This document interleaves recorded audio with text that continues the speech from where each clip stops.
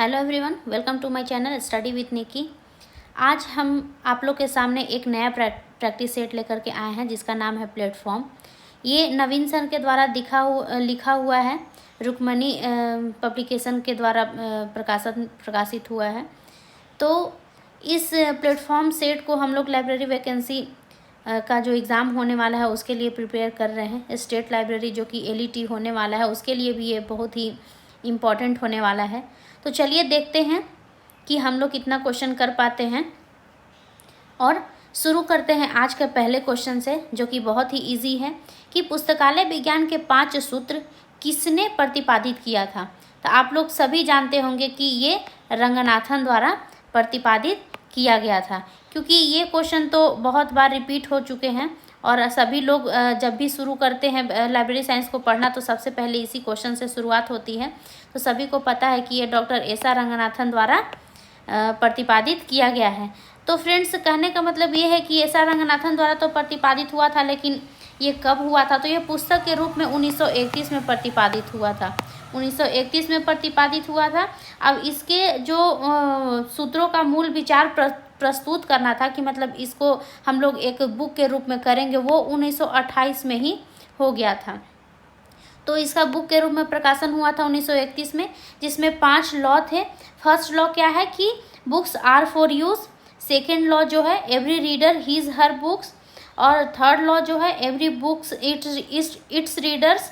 और fourth law जो है save the time of the readers. और फिफ्थ जो लॉ था वो था कि library is a growing organism. तो चलिए नेक्स्ट क्वेश्चन देखते हैं कि क्या है। प्रत्येक पुस्तक को उसकी पाठक मिले, यानी कि एवरी रीडर हीज हर बुक। यह पुस्तकालय विज्ञान का कौन सा लॉ है? तो ये द्वितीय लॉ है।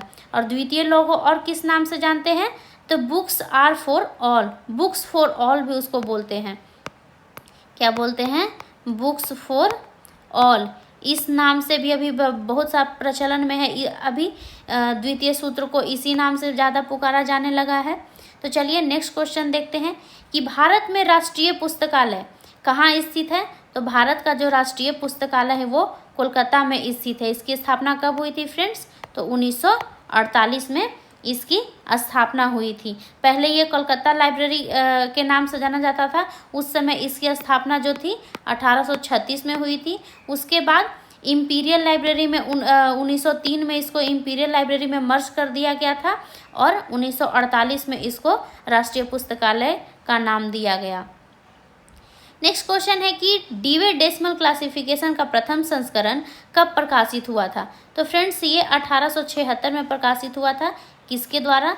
तो ये मेलविल डेविस साहब के द्वारा प्रकाशित हुआ था। कब?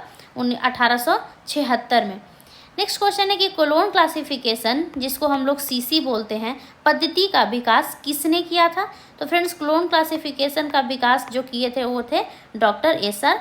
रंगनाथन। और कब हुआ था कोलोन क्लासिफिकेशन का विकास?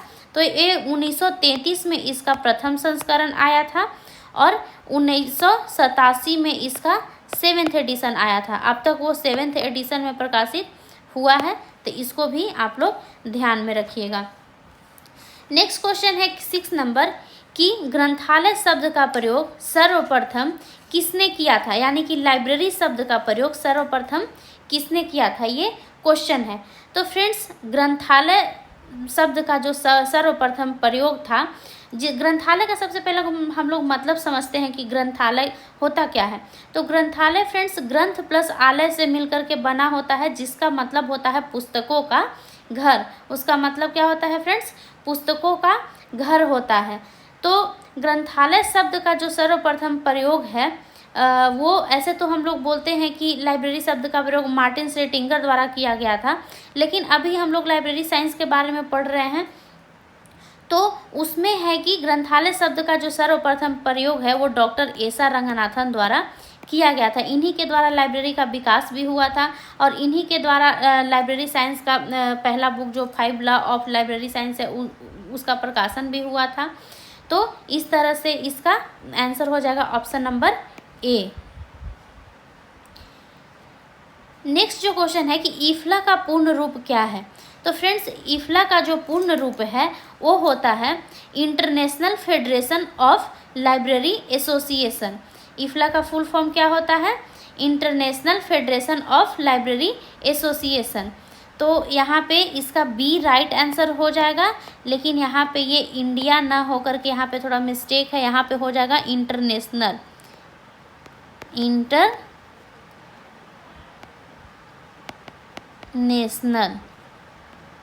International Federation of Library association and institution इसका फुल फॉर्म होता है। यहाँ पे इंडिया नहीं होता है क्योंकि ये इंडिया की एजेंसी नहीं है। चलिए नेक्स्ट क्वेश्चन देखते हैं कि भारत में राष्ट्रीय पुस्तकालय अध्यक्ष दिवस यानी कि नेशनल लाइब्रेरियन डे कब मनाया जाता है? तो फ्रेंड्स भारत में जो नेशनल लाइब्रेरियन डे है ये हमेशा 12 अगस्त को मनाया जाता है। तो 12 अगस्त को क्या था फ्रेंड्स? तो 12 अगस्त का रंगनाथन का बर्थडे था। रंगनाथन का बर्थ डेट है, इसलिए हम लोग 12 अगस्त को क्या मनाते हैं? पुस्तकालय अध्यक्ष दिवस मनाते हैं। नेक्स्ट क्वेश्चन है कि ओपेक का अर्थ क्या है? तो फ्रेंड्स ओपेक का जो अर्थ होता है वो होता है online public access catalogue. OPAC का अर्थ होता है ऑनलाइन पब्लिक एक्सेस कैटालॉग। तो ये जो ऑनलाइन सर्विस जो है कैटालॉग के लिए ये 1975 में ओहियो स्टेट यूनिवर्सिटी द्वारा शुरू किया गया था। इसके बाद इसको 1978 में डालस पब्लिक लाइब्रेरी ने किया था इसका यूज़। तो इसको भी आप लोग ध्यान में रख सकते हैं। नेक्स्ट क्वेश्चन है कि ISBN का पूर्ण रूप क्या है? तो फ्रेंड्स ISBN का जो पूर्ण रूप है वो है इंटरनेशनल स्टैंडर्ड बुक नंबर। एक वीडियो में मेरा जो एक वीडियो आया था उसमें आप लोग ISBN के बारे में देख लीजिएगा, पूरा उसमें डिस्क्रिप्शन दिया हुआ है कि ISBN को 1970 में विकसित किया गया था और इसको ISO 2018 द्वारा इसका स्टैंडर्ड मानक दिया गया है। ISBN जो है उसको 13 अंक में दिया जाता है और इसके 5 भाग भी होते हैं। तो सारा कुछ अब मेरे वीडियो में दिया हुआ है, आप लोग जा करके एक बार देख लीजिएगा और उसको रिवीजन कीजिएगा क्योंकि ISBN से एक क्वेश्चन ज़रूर पूछा जाता है एग्ज़ाम में। तो चलिए नेक्स्ट क्वेश्चन देखते हैं कि यूनेस्को का मुख्यालय कहाँ पे स्थित है? तो फ्रेंड्स यूनेस्को जो है उसकी मुख्यालय पेरिस में स्थित है और इसकी स्थापना फ्रेंड्स 16 नवंबर 1945 को हुई थी। इसका मुख्यालय फ्रांस में है और इसकी राजधानी जो पेरिस में है, तो इसका इसीलिए इसका मुख्यालय पेरिस में बोला जाता है क्योंकि कहा जाता है कि फ्रांस की राजधानी पेरिस है, तो इसलिए इसको पेरिस भी, यहाँ फ्रांस ऑप्शन नहीं है तो पेरिस भी इसका आंसर हो जाएगा। चलिए नेक्स्ट क्वेश्चन देखते हैं कि पुस्तकालय एक वर्धनशील संस्था है, यह पुस्तकालय की कौन सी सूत्र है? तो ये पुस्तकालय का पंचम सूत्र है। पंचम सूत्र में पुस्तकालय को एक बढ़ता हुआ जीव के समान माना गया है, तो इस तरह से इसका आंसर हो जाएगा ऑप्शन नंबर सी। चलिए नेक्स्ट क्वेश्चन देखते हैं कि क्या कह रहा है। तो फ्रेंड्स यहाँ पे नेक्स्ट क्वेश्चन है कि संदर्भ सेवा यानी कि रेफरेंस सर्विस को 2 प्रकार में किसने विभाजित किया? जिसका प्रकार है अल्पकालीन और दीर्घकालीन, यानी कि लॉन्ग रेफरेंस और रेडी रेफरेंस और लॉन्ग रेंज रेफरेंस। तो फ्रेंड्स यहाँ से आप लोग 2 क्वेश्चन बना सकते हैं कि संदर्भ सेवा की कितने प्रकार होते हैं? तो संदर्भ सेवा के 2 प्रकार होते हैं, एक होता है रेडी रेंज रेफरेंस और एक होता है लॉन्ग रेंज रेफरेंस। तो इसका पूछ रहा है कि इसका जो प्रकार है उसको विभाजित किसने किया था? तो इस प्रकार का विभाजन मार्टिन हचिंग्स द्वारा किया गया था। मार्टिन हचिंग्स के द्वारा किया गया था। क्या किया गया था? इस संदर्भ सेवा जो रेफरेंस सर्विस है उसका 2 भाग में विभाजन। नेक्स्ट क्वेश्चन है कि ASCR 2 का पूर्ण रूप क्या है? तो ASCR 2 का फ्रेंड्स पूर्ण रूप जो है वो है Anglo American cataloguing rule second edition. कहने का मतलब कि जो इसमें 2 जो लगा है ये एडिशन को दर्शाता है कि ये कितने एडिशन का है, तो इसलिए इसको Anglo American cataloguing rule second edition कहा जाता है। अब बात आती है कि जो ASCR 2 है उसका फर्स्ट संस्करण कब प्रकाशित हुआ था? तो इसका जो फर्स्ट संस्करण था ASCR 2 का फर्स्ट संस्करण 1967 में प्रकाशित हुआ था। और इसका जो दूसरा संस्करण आया था वो आया था कब? 1978 में, एशिया 2 का। और नेक्स्ट जो एडिशन था इसका AACR 2R, इस एडिशन का प्रकाशन फ्रेंड्स कब हुआ था? तो 1988 में हुआ था। इसके बाद इसका रिवाइज एडिशन आया था 2010 में, जिसको RDA के नाम से हम लोग जानते हैं। ये आया था 2010 में, RDA के नाम से इसको जानते हैं। चलिए नेक्स्ट क्वेश्चन देखते हैं कि क्या कह रहा है। नेक्स्ट क्वेश्चन है कि किस भारतीय राज्य में सबसे पहले सार्वजनिक पुस्तकालय अधिनियम पारित किया गया था? तो फ्रेंड्स ये जो सार्वजनिक पुस्तकालय अधिनियम है सबसे पहले तमिलनाडु मद्रास में पारित किया गया था। कब किया गया था? तो 1948 में पारित किया गया था। चलिए नेक्स्ट क्वेश्चन देखते हैं कि क्या है। हाँ, इसमें एक और चीज़ आप लोग याद रख सकते हैं कि सबसे पहला 1948 में, उसके बाद आंध्र प्रदेश में हुआ था 1960 में। आंध्र प्रदेश, सॉरी यहाँ पे लिखा हुआ है आंध्र प्रदेश 1960 में हुआ था। उसके बाद महाराष्ट्र में कब हुआ था? महाराष्ट्र में फ्रेंड्स इसको इरेज कर लेते हैं पहले, उसके बाद देखते हैं कि महाराष्ट्र में कब हुआ था। हाँ, तो फ्रेंड्स महाराष्ट्र में जो पुस्तकालय अधिनियम लागू हुआ था वो कब हुआ था? तो ये हुआ था 1967 में। 1967 में महाराष्ट्र में हुआ था। और कर्नाटक में कब हुआ था? तो कर्नाटक में हुआ था 1965 में। तो ये चीज़ भी आप लोग याद रख सकते हैं। और बिहार से भी बिहार का एग्ज़ाम है तो बिहार से ऑब्वियस ही है कि क्वेश्चन पूछेगा, तो आप लोग एक चीज़ इसे भी याद रखिएगा कि बिहार में जो हुआ था 2008 में पारित हुआ था। इसको भी आप लोग ध्यान में रखेंगे। चलिए देखते हैं नेक्स्ट क्वेश्चन क्या कह रहा है। डेलनेट यानी कि डेलनेट का संबंध किससे है? डेलनेट क्या है पूछने का मतलब ये है। तो डेलनेट फ्रेंड्स यहाँ पे एक पुस्तकालय का नेटवर्क है, यानी कि डेवलपिंग लाइब्रेरी नेटवर्क इसका फुल फॉर्म होता है। डेवलपिंग लाइब्रेरी नेटवर्क इसका फुल फॉर्म होता है। तो ये डेवलप की स्थापना हुई कब थी? तो इसकी स्थापना फ्रेंड्स 1988 में इंटरनेशनल सेंटर में हुई थी। और इसका जो 1960 में 60 के तहत इसको पंजीकृत किया गया था। किसको? डेलनेट को। तो ये डेलनेट करता क्या है? तो ये डॉक्यूमेंट डिलीवरी का जो डॉक्यूमेंट डिलीवरी यूनियन कैटलॉग होता है उसकी पहुंच, मतलब उसकी पहुंच है इस लाइब्रेरी से उस लाइब्रेरी में, मतलब पहुंच करवाने का। हम नेटवर्क का मतलब होता है कि यहाँ से वहाँ किसी भी डेटा को ट्रांसफ़र करना। तो इसी तरह से ये यूनियन कैटलॉग की डेटा को ट्रांसफ़र करता है। नेक्स्ट क्वेश्चन है कि सूचना का अधिकार अधिनियम भारत में कब लागू हुआ था? तो सूचना का जो अधिकार अधिनियम है वो भारत में 2005 में लागू हुआ था। ठीक है, तो इसको हम लोग राइट टू इंफॉर्मेशन एक्ट यानी कि RTI एक्ट कहते हैं, जो 12 अक्टूबर 2005 को पूरी तरह से लागू हुआ था। 12 अक्टूबर 2005 को पूरी तरह से लागू कर दिया गया था। चलिए नेक्स्ट क्वेश्चन देखते हैं कि क्या है। तो नेक्स्ट क्वेश्चन कहता है कि DDC के 23वें संस्करण में कितने वॉल्यूम थे? तो ये क्वेश्चन है कि DDC के 23वें संस्करण यानी कि DDC के अब तक कितने संस्करण आ चुके हैं? तो 23वां संस्करण तक आया था। और लास्ट जो 23वां संस्करण कब आया था फ्रेंड्स? तो 2011 में प्रकाशित हुआ था।